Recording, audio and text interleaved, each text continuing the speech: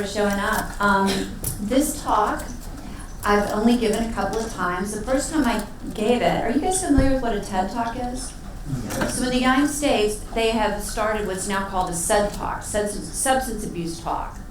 So they have done it twice. It's a yearly event. And I was the keynote speaker, so I had to, the thing about TED Talks is that you have to memorize them all. And so mine was 45 minutes long. And this is the talk that I gave. So it was a very different way for me to give a talk, because most of my presentations are very academic, PowerPoints, I'm going through slide by slide. And I really enjoyed the difference. I felt like I was able to get a little more passionate. Now, I do have to say, I, being a little OCD, did cheat a little bit in case I forget what I'm going to talk about. I have a few notes, which I couldn't have earlier. But what I want to do this morning is take you through a little bit of my own personal journey. If I studied psychology, it would help me figure out why I drank so much, why I was in so much pain, why I did so many drugs. And in some ways, I guess it did help, because I ended up in treatment, by the time I was 21. But it was a little bit of a bumpy, hard road. I can remember going into my first psychology class, and they put up on the board a long list. And I started at the top, and it said, if you drink more than, do you ever drink more than you intend to? Yes. Have you ever done things that you were completely embarrassed or humiliated by when you were drinking or doing drugs? Yes. Have you ever, lost periods of time and not remember what happened? Oh, yes. So I get to the bottom of this list, and I have like almost all yeses except for about 3. And at the bottom it says, if you say yes to 2 or more of these, you probably have a problem. If you say yes to 3 or more, you're definitely an addict. So my good addicted thinking was like, can I take the test over again now that I know the answer is at the bottom, so I can say no more? And that wasn't really a wake-up call, but I think it sort of started to plant a seed for me. I was so disorganized. I was at, in the States, we've got a 4.0 system. So a 4 is your highest and a 0 is the lowest. And I had about a 1.19 by the time I left school. I had actually gotten there and went to one class. It was the wrong class. For half this, I didn't go that much.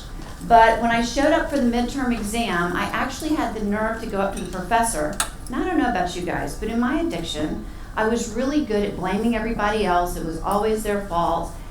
Surely somebody else had made a mistake. So I go up to the professor and I tell him that he's put the wrong number on the test. And he informed me that he was not the one confused about where he was. That was me that was in the wrong place. So I got a D in that class after he added me, an F in the one that I didn't go to. And it was pretty much disastrous. But what I can tell you about this young woman when we're talking and looking at stigma and addiction, my grandfather was a United States Senator, and he was one of a very well-known newspaper publisher. My uncle was the Latin American correspondent for the Huntley Brinkley Show, which was a news show. He was a journalist and a writer and an author. Spent half the years here in London and a flat over in St. James, so I've spent a lot of time here working. My father was an archaeologist, wrote over 400 books and articles. He was one of the best scholars in his field, would go off, excavate in Petra. I went to some of the finest schools you could go to. And yet, despite all of that, I was an addict by the time I was 16 years old. And I'm going to take her down because she's a little hard to look at. So I ended up at 21 years old going into treatment. I went into a treatment facility that treated primarily addicted physicians. So that was a little awkward because I wasn't a physician. I was the youngest one there by, at that point I was 21 and the 29-year-old seemed so old. But something seemed to hit after about the first 2 or 3 weeks in. I really got it that if I didn't change my life, if I didn't get clean, I was going to die. And I was blessed to have been put in a place where it was 1982. We had a physician who ran the program who was one of the first who was talking about addiction being a disease. And I began to understand that I was sick, I had an illness, and that I wasn't crazy. Because when you're studying psychology and learning about schizophrenia and running around thinking everybody's trying to get you because you're doing too much cocaine, everything can get a little confusing. And I believe part of what happened for me was that I truly reached that point where my brain chemistry started to clear up, and then I started to see things more clearly, which is part of why I love doing interventions, because most people don't want to go get help, but if we can give them that space where their brains can clear, then we can begin to see things in a different light, and I know that's what happened for me. So I continued my studies in psychology. I went off to graduate school in Boston and worked with heroin addicts back in the early mid-'80s. It was a interesting time. It was when we first began hearing about this virus that they first called HTLV3 and then they called HIV. Worked with their families, worked with addicts, and then came back to Georgia and set up a private practice there. I did consulting work for years at a facility that treated addicted doctors, and I've been really blessed in my career. I've studied with some of the masters. I've had the ability to study Ericksonian therapy, play therapy, Gestalt therapy. I'm trained in equine therapy. I'm blessed to be a senior Arise trainer and been able to study with Dr. Judith Landau, who's in the room. So I've just been able to really get to a place that I never, in my wildest dreams believed I would have gone to. So in 2001, I was just serendipitously, or God thing, ran into the head of our hostage negotiation team in the county in which I live. And we struck up a conversation, and he said to me, there's a new model now in negotiations, and we're starting to bring in a psychological person to come in as a profiler and to help the team. Would you be interested? Now, usually I saw police officers, and I would run the other way. So the whole fact that I'm sitting there and being asked to come, train and work was amazing. So before I knew it, I had trained with the FBI. I had trained with some of New York, NYPD, New York City Police Department, founded the negotiations field. I had trained with some of the people who were the founders and others who'd studied underneath them. And I was an internationally certified hostage negotiator. So as a hostage negotiator, we work hard, we train a lot, we get called out all times, day or night, usually in the middle of the night. We have situations where we go in and you have a barricaded gunman, a person who's suicidal, someone who's held somebody hostage, often out of a domestic quarrel. It's high risk, it's intense, it's dramatic, and it is extremely stressful. In the last 2 months, I've been called out twice. The first was a man at McDonald's who had just found out that he was probably going to go back to jail. He had gone to McDonald's, put a gun in his mouth, and sat in his car for 3.5 hours while we negotiated with him, starting at 11 at night and ending at about 2, 3 in the morning. About 3 weeks ago, we were called out again as a team, and we had a man who was a special needs 20-year-old who had gotten distraught, emotionally dysregulated, and was holding his little sister at knife point. So it's very intense. The stress and the drama is hard on everyone, but in a lot of ways, working in the addiction field and doing interventions is even more stressful. There's some key things that happened that caused New York City Police Department, NYPD, to begin to develop the field of negotiations. And part of it was because things had been handled in a way where there were a lot of losses and not handled so well. They believed, and some of the philosophy is that when we're talking about hostages, we're talking about human beings. We're talking about people who are held for a fulfillment of a need, for a goal. They are not property. They are not inanimate objects. We're talking about human lives. And so because of this, for negotiators, the stress of the situation is intense for everyone involved, and it causes and brings in a lot of political, it becomes high profile. Media comes in, there's a lot of drama. It's important to remember that the person who is held hostage is traumatized. They are held against their will.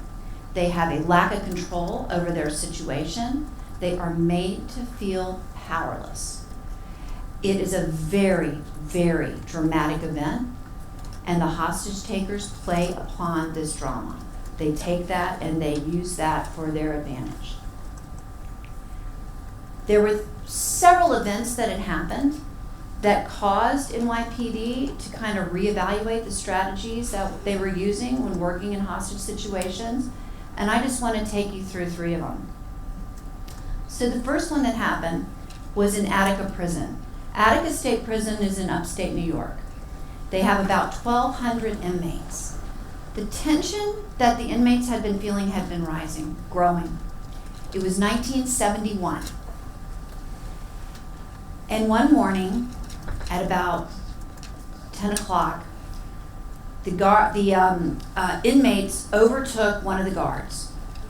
Within 10 minutes, they'd broken down a door that was defective, had gotten into the master control area of the prison, and taken over. They had 42 civilians and prison guards that they had taken hostage. The event went on for 4 days. Immediately, the governor came in and began negotiating, trying to talk with them. Other people began to get involved. And interestingly, with the takeover, there was the head of it all had a whole list of demands that he wanted from the prison. He wanted better food. They wanted the people who had been involved in the takeover to not be punished. They wanted freedom of religion. They wanted drug and alcohol treatment made available to them in the prisons. They had a long list of 32 demands. 4 days back and forth, and they weren't able to get anywhere with the negotiations. So the governor decided, and the New York Correctional Commissioner decided that they were going to go tactical. So at 10 in the morning, they stormed the jail, and within 15 minutes, 10 of the hostages were dead, 29 inmates were dead, inmates were dead, and 89 were left seriously injured. It was a mess, a disaster. Years later, so this was in 1971, in 2000, a lawsuit was finally resolved, where the state ended up paying $12 million to the families of the inmates, which shows financially, and emotionally, the absolute effects of mishandling a situation. How long-lasting that was. Now, there were some reforms that were made because of this incident. They got better treatment in the prisons. Prisoners were given new and better rights. And they actually, all of the guards who work in the prison systems have to be trained and have negotiators on standby. So there was some things that came out of it, but it was a horrible, horrible situation. I think probably the most high-profile situation, Munich, 1972. So, 1972 Olympic Games, Munich, Germany. 8 terrorists go into the Olympic compound. They, within minutes, take hostage 11 Israeli athletes, and right off the bat kill 2. They had very, very high demands. They wanted 200 prisoners who were in jail in Israel to be released to Egypt. Now, Anwar Sadat, the president, wasn't even on board with any of this. They wanted everything to happen, and they wanted it to happen quickly. The Munich police came in and began trying to talk with the hostage takers and said to them, look, we'll give you anything you want. We'll give you all the money you want. Just, let the hostages go. And the terrorists actually saw this as a stall tactic and became very angry and said, we don't care about money. We don't care about our lives. We want our, prisoners released. And if you don't start to do what we're saying, we're going to start killing more hostages right away. So they, at that point, asked for helicopters to be brought in to the Olympic compound because they wanted an exit plan. So the hostages and the hostage takers were flown to the Munich airport, where there was an airplane waiting for them to leave on. When they landed, what happened was several of the hostage takers with a few of the hostages got out of the helicopter, leaving the others in the helicopter, to go and check out the airplane to make sure it was okay and no one was in there. As soon as they did, the order was given for sniper fire to try and take out one of the terrorists. Sniper fired and missed. The hostage taker, one of the hostage takers immediately unplugged a hand grenade, threw it in the helicopter. All of the hostages that were in the helicopter were killed immediately. Gunfire erupted, and in about 5 minutes flat, all of the hostages were killed, 5 of the terrorists were killed, and 1 police officer. Complete bloodbath. Okay. The last situation I want to talk about actually gave rise to the psychological syndrome that we talk about when we have a bond that comes between hostages and their hostage takers, called the Stockholm Syndrome. So, Stockholm, Sweden, 1973. We've got a bank kind of going through their morning routine quietly, and all of a sudden it just erupts with machine gun fire. One lone gunman, in English, screams out, "The party has just begun," and he is taken over the bank. Jan Erik Olsen was a prisoner in jail who was out on furlough. He did not make it back to the prison. He immediately takes 4 hostages, 3 women and 1 man, and locks them into the bank vault.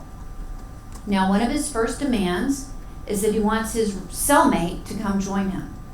So they bring the cellmate. Now, they were in this bank vault as hostages for 6 days. One of the things that Jan did not know was that they were able to, they had kind of holes drilled into the vault, so they were actually able to see what was going on and happening inside here. This is a picture from that. So by the second day, the authorities started to notice that the hostage takers and the hostages were on a first name basis. And there were a couple of times where they noticed that the hostages were cold, and the hostage takers were kind of comforting them, giving them blankets. One woman was quite claustrophobic, and the hostage takers, Jan and his cellmate, allowed her to go on this walk. They tied a rope around her like a leash, and they let her go for a walk outside of the vault and come back. And later she said how kind her hostage takers had been that they had done this for her. By the 3rd day, the authorities asked to speak to the hostages, and the hostages began to say that they were more afraid of the police and the authorities than they were of their hostage takers. By the time they were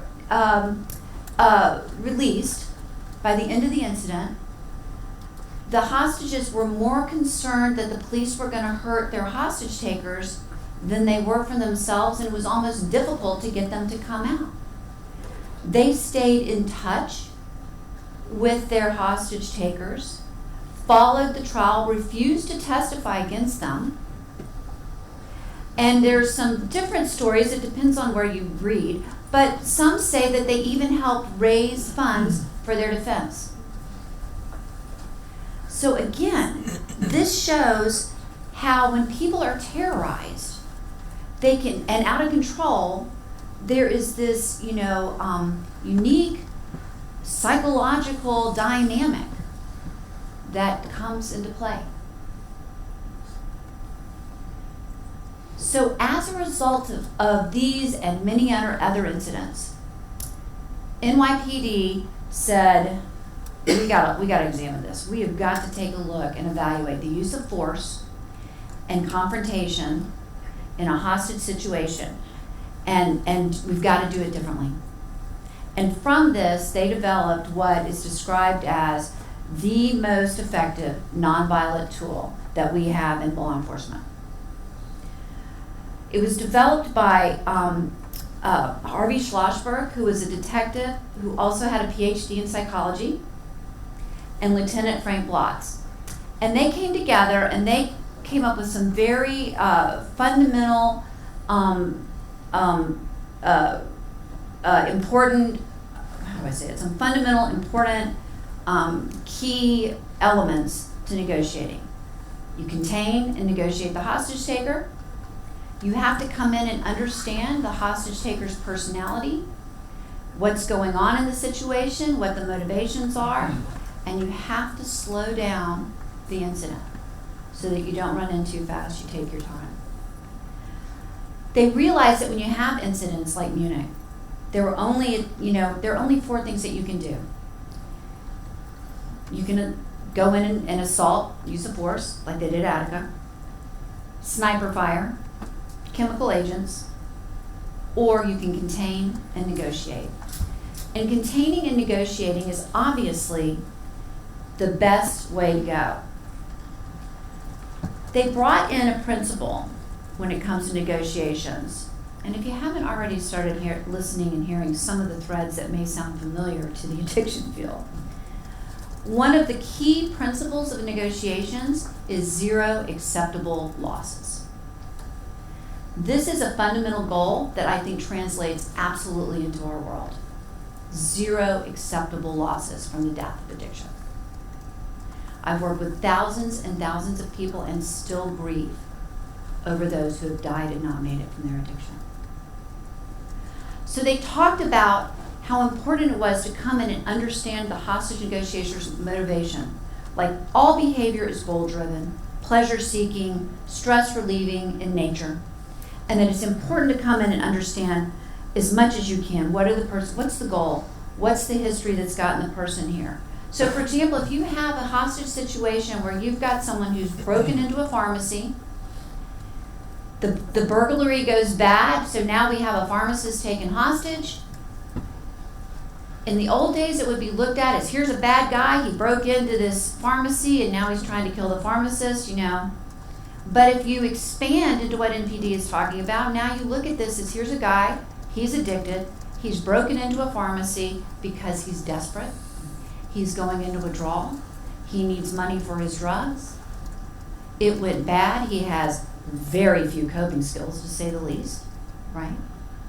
So how do we now come in and look at him as negotiators and be empathetic, understand the context, slow things down to help talk him out in a way, maybe by offering help, offering treatment, so that it doesn't become a bloodbath.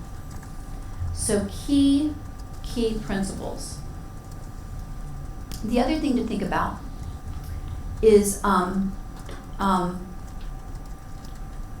do we continue to work in negotiations and save lives? Terrorism is a major threat to someone or something that uses violence, mayhem, destruction, or threat of to coerce people, communities, countries into meeting demands. Terrorism aims to frighten, control, and dominate people.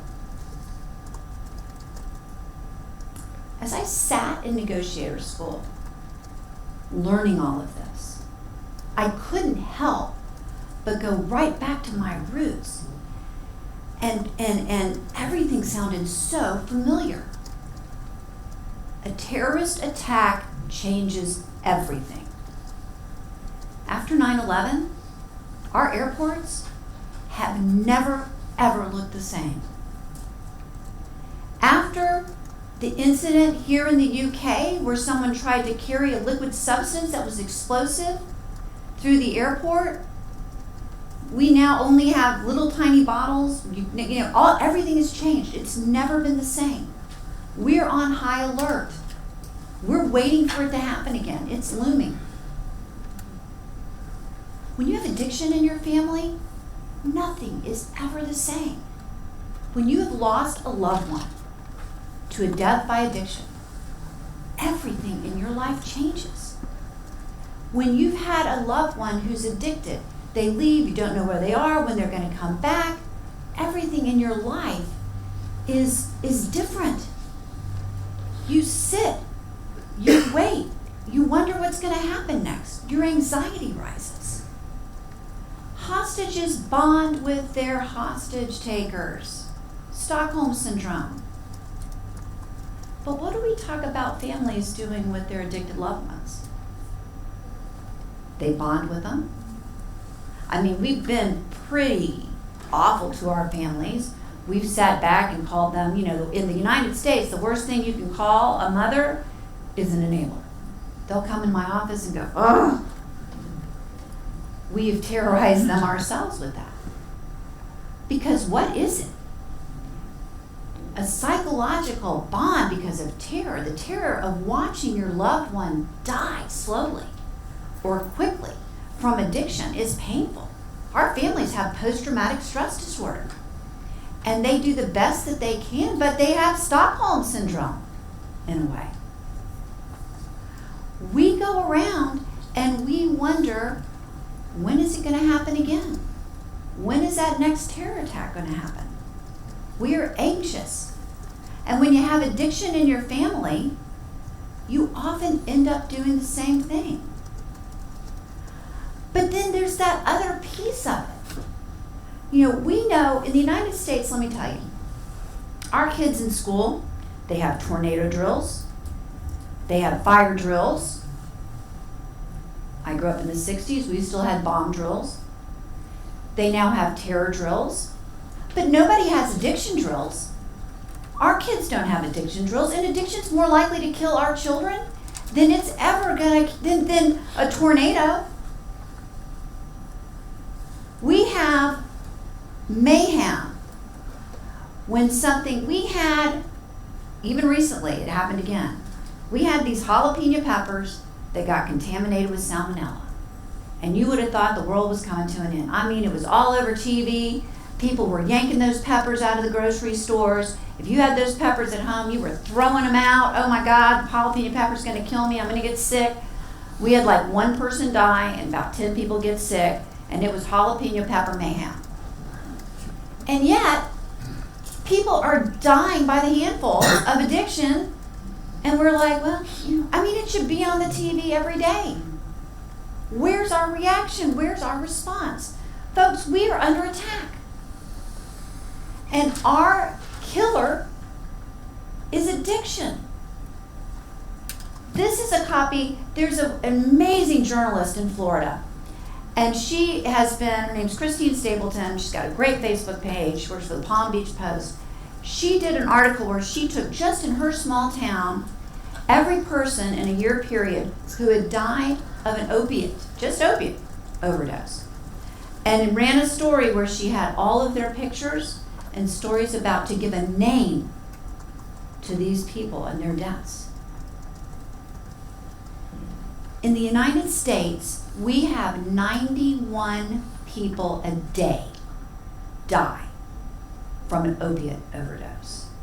91 people every day. We have lost since 2000 500,000 people just to opiate overdoses. That is a city the size of Nashville or Atlanta getting completely wiped out. We have 23.5 million people who are addicted. That's like taking the whole state of Texas. That's how big that is. And that is just the stats for people between 12 and up, because our average age of first use is 12. But I don't know about you guys, I have seen more and more who've started at 8, 6, they've started with their parents giving it to them, you know, parents leaving it around. The first time they use drugs, they get them out of mom and dad's nightstand drawer. So it's our children. We have the national, and I'm going to give you some stats that I pulled from England too, but we've got the National Institute of Drug Abuse does a lot of studies. What they found is just last year, 33,000 people in the States died of opiate overdoses. 52,000 died of just drug overdoses alone. There's an organization that studies pain management. This, a couple of things I'm about to tell you I find just absolutely the most disturbing, not that it's not all disturbing. But what we found is that we had 17 states that had more deaths by opiate overdoses than we did car accidents. And in the United States, every day, 2,500 teenagers will try an opiate to get high for the first time. 2,500. Of those 2,500, 1 in 7 admit to using regularly. Most of them started and did so before the age of 15. And these kids will tell you, if you ask them where to get drugs, they know exactly where to go, exactly where to get them. And we're just talking about opiates and pills. You know, the United States, where we consume, this is a proud stat. We're 4.6% of the population, and we consume 80% of the world's opiates and 2/3 of the world's illegal drugs. Yay, right. And again, that's just drugs. Now, I pulled some stats from the UK, and what I found was that in 2015, you guys had 2,500 opiate deaths, 3,700 drug deaths alone, 1,700 car accidents. So you're also losing more people to drugs than you ever have, than car accidents. Per million people in the UK, in 2012, you had 579 die from heroin. In 2015, you had 1,200. You had, in 2012, 112 people die from cocaine. In 2015, you had 320. 56 from MDA, ecstasy, in 2012. In 2015, 157. So your numbers are growing too. Per death per million in Europe by drug overdose was 19.2 people per million in Europe, 55.9 in the UK. You guys are 3 times higher for deaths here in the UK than over in Europe. And of your young adults,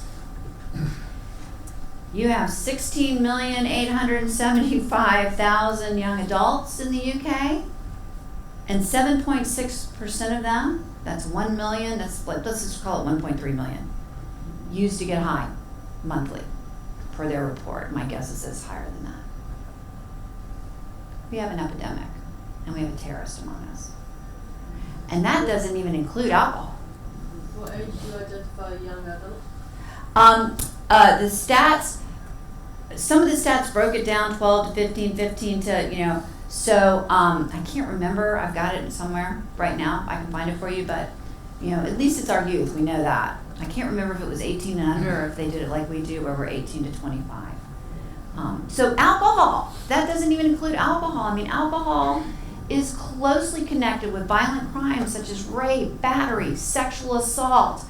In the U.S., it kills about 88,000 people a year, and those are only the ones who get reported as an alcohol-related death. That doesn't include the person who's drunk, falls down, cracks their head, and it gets documented as an alcohol-related death. As a head injury death. So there's a lot of reporting that's not going down properly. And of our 23.5 million, only 11% are going to get exposed to treatment. What about the kids and the families? These are just our addicts. So the kids and the families are affected too.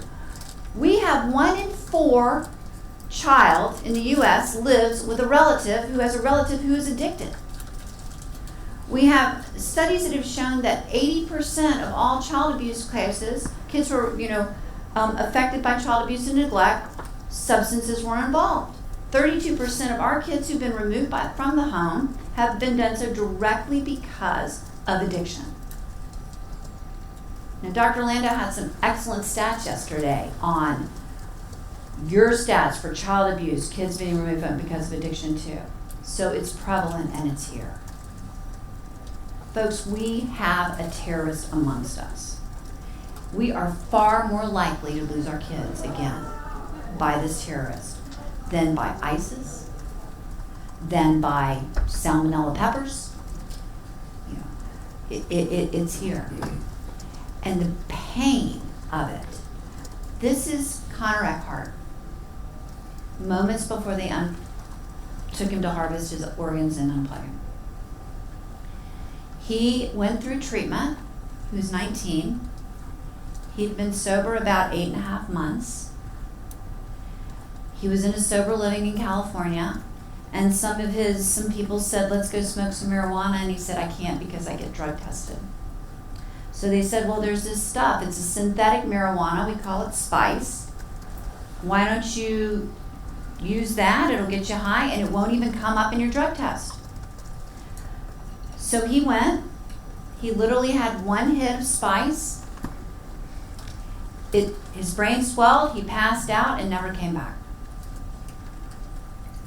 No parent should ever have to do this with their child because of substances. It's too painful. The family's actually done a lot in the United States for getting some of those substances like spice and other synthetic research drugs made illegal, because they aren't in a lot of places, but still painful. Okay. So we have to stop and ask ourselves, why? Why is it that we get more freaked out about the jalapeno peppers than we do about this terrorist that's killing us? And so I sat and I thought, and I don't know. Is it our ideology? I mean, we come from a nation, we come from a culture where there is a very permissive attitude. You go to the pub after work. If you want to have fun, you can have more fun. If you drink, you'll be funnier, you'll be cuter, you'll be smarter, people will like you better. If you have a headache, you take a pill. If that pill's not good enough, you take an extra strength pill, that's going to be better, just in case you. So we have a chemical culture. We have this ideology. We have this view that things are better, life is easier through chemical living. Look at it in our advertising. We in the States have a morning show that comes on at 10 a.m. every morning. I actually happen to like the show, except for on this morning show, it's these two women, and they sit around and they talk, and they have interesting guests and all of this, and they always have 2 glasses of wine on their tabletop. 10 a.m. It's just the norm. I don't say their name on here because I'm afraid it gets live stream or copied. But most Americans know who they are. And I look at that and I think, you've never, ever experienced someone in late stage alcoholism who has the morning drink to get through the day. I mean, we've all seen it, or many of us have seen it, where you have someone who gets up in the morning who is shaking so much that they can't even hold their glass. They do everything they can to get it up to their lips to take that sip, to have it go down and come back up and go back down again and come back up until they're able to get it down and begin to take a little bit of that edge off. There is nothing sexy about morning drinking or someone who has to drink in the morning. It's painful. Would we go out and glamorize diabetes or leukemia or any other disease like that? I don't think so. Would we take other diseases and say, look at how, now my hands are soaking wet. Would look at how sexy this is? No. So what is it? We have to start to look at our ideologies. We've got to step back and say, what are we putting out there? And then we've got our good old friend stigma. This is the disease that nobody wants to have. Nobody wants to have it because we think people who have it are weak-willed. We think people who have it are homeless. We've got this image, this idea of what addiction's supposed to look like. Or we don't want anybody to have it because we just don't want it to be our kids. I mean, this is clearly a way that this terrorist stays hidden like little sleeper cells right in our home. So this is a way that we step back and say, well, it can't be me, it's not in my home, this is what it looks like. Addiction looks like a junkie. Not our high school honor students, not our college athletes, not our attorneys or our pilots or your mother or your grandfather. Addiction must look like something else. Or is it just that it's too painful? Is it so painful that we stigmatize it and families say, I don't want it to be my kid. Please not me. So that we stop and we turn a blind eye on this disease. I mean, we lock people up in jail without offering much help. We, again, would not do that with any other disease. Families would rather it be anything else other than addiction. I had a family, a mother that I worked with recently. Her son, because of the strains of marijuana we have, had a psychotic break. And he was psychotic for 3.5 months. I didn't think he was going to come back. He was in a psych unit. He was given a lot of antipsychotics. And finally, his brain began to heal and he got a little bit better. And they brought in the family and they had a big meeting and they said, your son has very fragile brain chemistry. What's happened with the marijuana, we have got to protect him. We don't know if he can have another psychotic break and be able to come back. This means he's got to get some good help, some good treatment, and he cannot use chemicals of any kind ever again. And the mother sobbed. And I thought she was sobbing because she was so relieved that we'd gotten him back. I mean, it was scary. In fact, she sobbed and said, you mean he can't drink? He can't drink again. How's he going to be normal? He's a college student. How's he going to be okay? And first I went into a little bit of a judgmental place and I thought, well, what is it with your relationship with alcohol that it's so important? This ideology, this picture of what your son is supposed to look like. And then I thought, well, maybe the truth underneath that is that it's just so scary to have a child who's addicted. She really thought his life was ruined.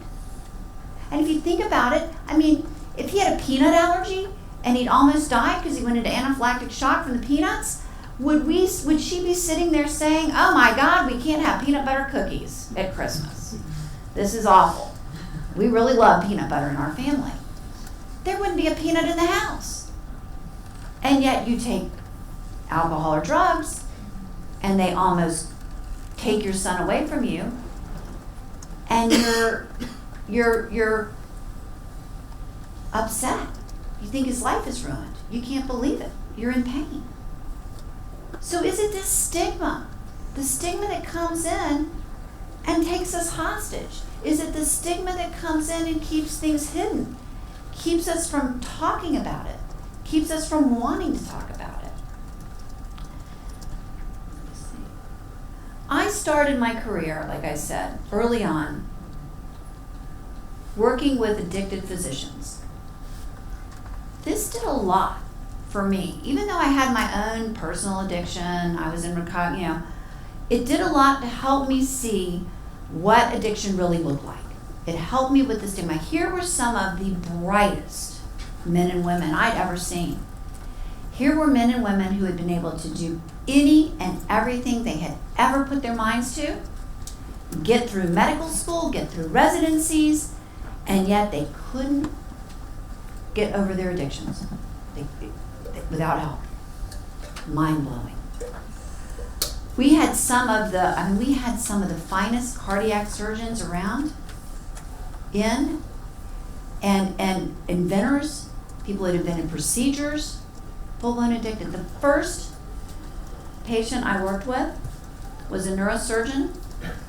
He had come in and he was a Demerol addict, So he had gone, shot up, went in and did neurosurgery on Miss Jones, operated on her. No one in that OR knew that he was impaired. He left. He came back 4 hours later and he said, okay, I'm ready to operate on Miss Jones. Let's scrub. And the OR team, just aghast, said, you already operated on Miss Jones. She's in recovery. He was in treatment the next day. So he had performed brain surgery in a complete blackout. I wouldn't have wanted him operating on me, but again, this was clearly not the stereotype of what I had grown up with, of what addiction would look like. I know that we still stereotype, though, and stigmatize it. What we found in the U.S. is that the opiate, the heroin addiction in particular, has busted right through it. The heroin addiction has held a mirror up to our affluent society, and we can no longer deny it, because heroin in the United States is terrorizing all of our kids. I had a mother who was also a physician. Her son had gone to treatment, came home. It was his 15th birthday. She was divorced from her husband, so the husband, despite all the work that we did, brought the kid home early. He wasn't ready. Everybody said he wasn't ready to come home. Mom's a physician. She comes home at lunch to check on her son, see if he's okay. He's on the floor dead, 15 years old. His drug dealer, 2 years older, laying next to him. Mom revives the drug dealer. Can't revive her own son. Horrible. There are no words to comfort a family through that. This terrorist is ravaging our families, our communities, our places of worship. And it's not just in the ghetto. I don't go in and intervene in the ghetto. I'm in Beverly Hills. I'm on the Upper East Side. I'm in Palm Beach. I'm in London. I am not working there. It's there, but it's everywhere else. And I tell you, we have to stop and ask, how can we let this terrorist live in our homes, live in our communities, and not be freaked out, not be holding vigils until it's gone, not be at DEFCON 1 saying, what do we have to do to make it go? Why don't we have the same precautions that we use to fend off a terror attack, or to ensure we don't get Ebola in our country, or protect a child with a peanut allergy? Why does it stop here? Do we not want to believe it? Do we want to sit there and say it's just not my kid? No parent, no family wants to believe it. It's scary. We've talked about that. Maybe it's just too painful. Way too painful. Or is it that we haven't come around and explained it well enough? Have we not educated everyone to understand it as best we can?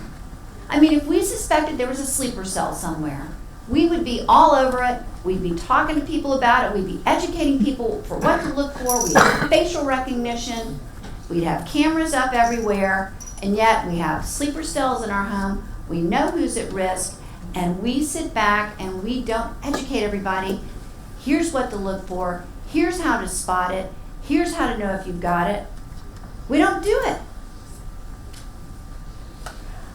Part of what happened for us was back around the early 1900s, where we actually had, and you guys did too, we had more addiction back then actually than we do now, because we had all these patent medications out there that contained morphine and opium, and Coca-Cola had cocaine in it. And we came around in our country and we decided that doctors weren't going to treat addiction. It wasn't their problem. Partially because we didn't understand which organ was affected back then. We didn't really know what was going on. So what we did is we stepped back and somebody else had to step in and take over. And that was our law enforcement. So we started throwing people in jail, and we didn't come back, and we didn't begin to train our first responders, our paramedics. You know, we know what we know now, but we still haven't caught up with educating people. I mean, I know it's different in 2017, but back when I used to work with those addicted physicians, they told me that they knew more about the dengue fever than they did about addiction from their medical school training. They just didn't learn about it. They just didn't hear about it. And yet, you know, here we are, overwhelmed. We should be teaching everybody we can. Our parents, our medical professionals, our everyone, to look for, spot the signs and symptoms, and know what to do. That's a place I think that we've failed. People aren't able to spot it. And the other thing I go back to again is I go back to stigma. Stigma, you know, I've thought about it. Stigma gets in the way. Stigma keeps things hidden. But stigma is also a terrorist itself. Stigma comes in and is almost like the sniper keeping the kid in the dorm room, not able to come out to see things clearly or be around. Stigma comes in and says, you guys are bad. You're bad. If you admit your kid's got it, you're bad parents. There's something wrong with you. So don't say they've got it because it's too big and it's too scary. So maybe that's part of what it is. Maybe the stigmas come in terrorizing us every bit as much as the other. And then I go back to perception. Maybe that's what the problem is. I mean, clearly, our brains are terrorized by drugs. We know that the dopamine system gets hijacked by drugs, taken over. The drug becomes the number one coping mechanism for our stress. We lose access to our frontal cortexes, so it's impossible for us to manage our cravings. So we go around, and addicts look like they have no morals, no values, like, you know, they don't know the difference between right and wrong, and yet we all know this is so untrue. People with this disease can be some of the smartest, brightest, most sensitive, loving, loyal people around. And yet all of these assets get ripped away by the disease. So perhaps we don't know, like, who is, you know, what our perceptions, is that the problem? Who's taken hostage? The brain? The individual? The communities? Or our families? You know, the families are on the receiving ends of lies and broken promises and making it worse. Like I said earlier, our profession, we've come in and we've terrorized the families too. We have pathologized their behaviors, which are simply reactions to stressful, life-threatening terror attacks. We come in and we call them enablers. We tell them they're codependent. We say there's something wrong with you, and we look at their deficiencies and we don't look at their strengths. We don't say enabling is also fierce, fierce protection and love for your loved one. Let's look at ways to take that fierce protection and use it in a way that works better, that supports health, because they're doing the absolute best they can. Families' brains get impacted too, we know that. And they're doing the absolute best they can. I've had mothers do things that they would have told you 10 years before they never would have done, ever, because their brain chemistry is so off. I had a mother whose son was on a cocaine binge in a bad hotel in Atlanta, and she sat in a rental car with a wig on in front of his hotel for 2.5 days because she believed somehow he would be safe, or if something happened, even though he's in the hotel and she is in the parking lot with a wig, you know, she believed that that's what she needed to do to help. I've had moms go down and buy drugs for their kids because somehow, some way, because they're so susceptible to manipulation because of their own post-traumatic stress disorder, They believe that that's a way to help their kid. At least they're not going to go get it themselves. It's safer. But if you had said to them years before, you're going to go buy drugs for their kids, they would have thought, no way, never, never, ever. But again, it's because they have PTSD too. And their fierce love and protection of their loved one is a natural response, but they're so susceptible to manipulation. It's like they also got Stockholm Syndrome. The natural responses that they're drawn to when a time of distress simply don't work, and we have to come in and help them. This terrorist doesn't play by the rules.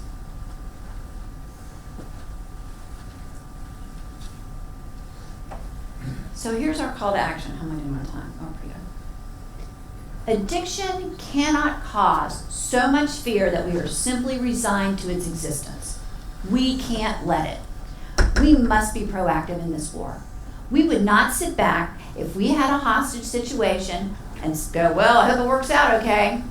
Looks like it's a little rough in there, but, I don't know, I'm kind of scared. I don't think it's my fault. I don't know if it's really going on or not.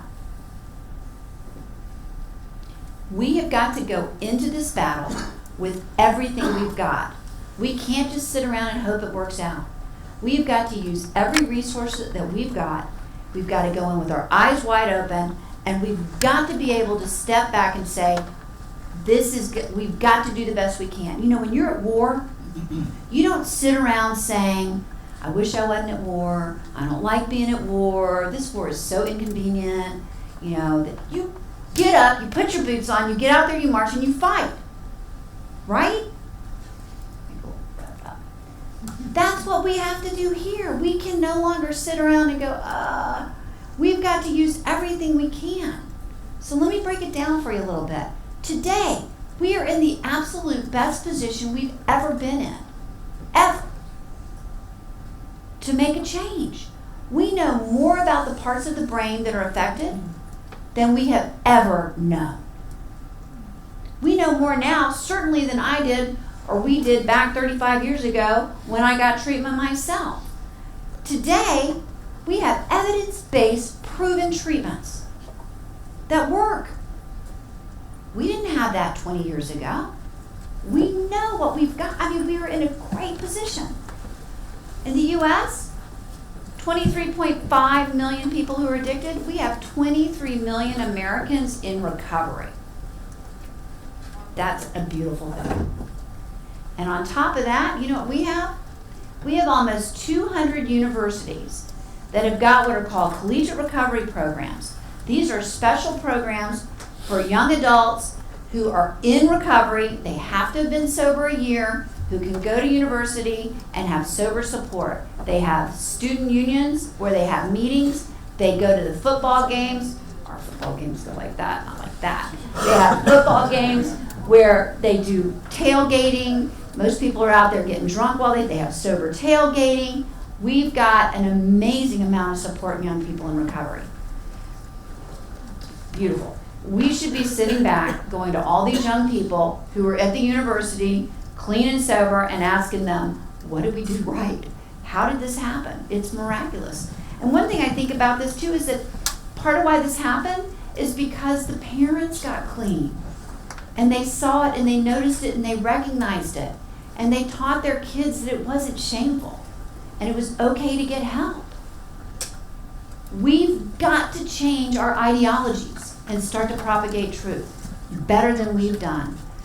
We have not done, like I said, a good job of educating. We have got to increase awareness. We've got to increase understanding in the information that we have out there.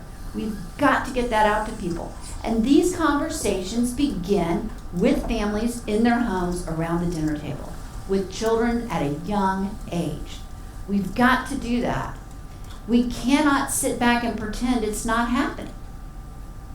I went to a very in the States, if you pay for the school, you call it a private school. I think you guys call it a public school if you pay for it. So I went to this very preparatory school. It's one of the top 8 schools in the country. And they will still sit and tell you, we don't have addiction here in our school. And I'm like, really? Because I was doing cocaine in your bathroom. So we have to stop pretending like it's not here. Because it is. I already said that. We have got to begin to look at our relationships with chemicals. We have got, again, if a child had a peanut allergy, we wouldn't all be sitting around saying, I'm so bummed I can't have peanuts on this flight because the damn kid's gonna die. We have a respect for it. And again, we've got to get that same respect for addiction. We've got to begin to let our kids know that help is available. Here's what it looks like when you've got it, and that it's not a disgrace to get that help. Have to. Otherwise, they're going to keep dropping like flies. The more we share, the more we get out there, the less the stigma. And I'll tell you what's happening in our country. The stigma busting isn't us out there talking. It's the moms. It's the moms that are making such a difference. I had a mother, we were getting ready to do an intervention. She had to call her credit card company to talk about some, charges that were coming in. She's telling me this story. So she's on the phone with the credit card company and she says, Heather, I just began sobbing on the other end to this credit card woman. And I said, I know, my God, my daughter's an addict and I'm going to do an intervention. And she goes, do you know what happened? She goes, the woman on the other end of the line said, oh my God, my son's an addict too. I'm going to be praying for you. And suddenly, because she shared it in this phone call with Chase Bank, she feels alone. She had understanding. So the more that we can set up town meetings, the more we can help our communities get together and share and talk, the more we can stand up and say, this is what addiction looks like. I have it too. And here's what it looks like in my family where it didn't get better. The more we can have parents stand up and say, I found needles in the shampoo bottle, the more moms are going to go home and look in the shampoo bottles and everywhere else. But the moms are out there making a huge difference. We've got to support them in sharing. That's one of the ways we get rid of the stigma. We got to quit locking our addicts up. Got to. We have got to come in and continue to offer more effective, longer lasting treatment. In the States, we've got to think, do you guys know we have drug courts? Okay. In the States, we have drug courts. So we've made some progress with alternative sentencing where you go to treatment instead of jail, or you have a drug court that lasts for about 18 months where you kind of get treatment through the court systems. But we still have a long way to go. I know we have a disgraceful 85% of the people who are in our jails are there either directly because of addiction or have a history of addiction. It's awful.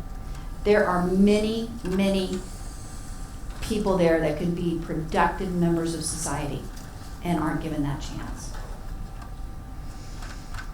We've got to regulate the industry and ensure ethics. We have a lot of horrific stuff going on in the United States. I know it's different over here, but we've got people who are selling patients like their pieces of meat. I had a mom whose daughter had gone. She had did not have money for private pay. She used insurance, and her daughter had gone to treatment in Florida for a place for 3 weeks before she ran away. The mom, I knew her from a community group that I work with in my county, came to me and she had received a bill for urine drug testing for 9 tests, $95,000 for 9 tests, and it says we're going to turn you into collections if you don't pay. Disgusting. I hooked her up with the insurance commissioner and some people that are working. We have task force with it. We've got a lot of really bad stuff going on. Insurance fraud, call centers that overwhelm the internet saying that oh yeah, we treat eating disorders. They don't. Just really more worried about padding their pockets than anything. So we must ensure that we've got transparency. Addicts and their loved ones deserve the opportunity to recover from this disease and free themselves from their hostage takers. So I came up with a little saying that we all need to resist. Now, you guys know in the States, when we talk about resist, you know what we're talking about? We talk about resist in the States, and it means resist against Donald Trump. So I just took the same resist and I just tweaked it a little bit for us.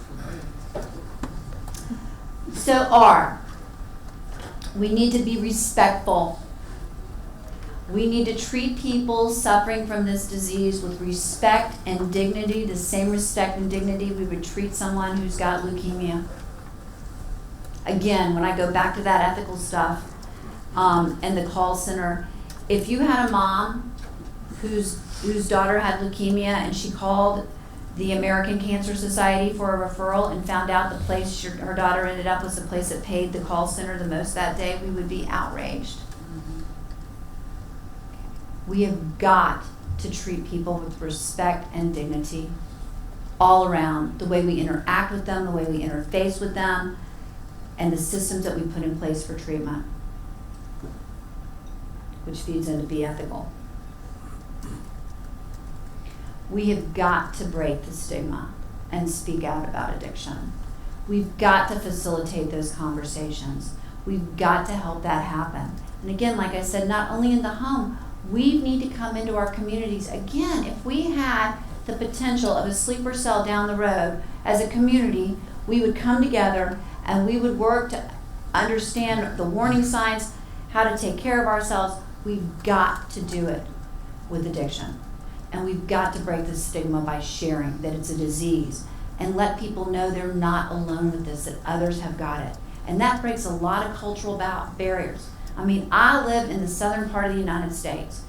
In the southern part of the United States, you do not air your dirty laundry out in public. You do not talk, you look proper. I mean, the fact that I'm up here without hose on my legs, my grandmother would be having a fit. I mean, it's all about how I am. So, you know, believe me, for a long time, it took everything I had to stand in front of a room and say, I am a drug addict and I am in recovery. We've got to begin to do that. Got to speak out. We have got to be informed about this terrorist. We've got to do better with our education, better with what we get out for others. And we got to help support each other. This is hard work. We're on the front lines. And we've got to support our families and help them not continue to do this and try and work in isolation. And we've got to offer treatment instead of punishment. Got to expand our resources. I would love it if you guys would post that on your Facebook page. So, that's my call to action for us to all do it together. Any questions?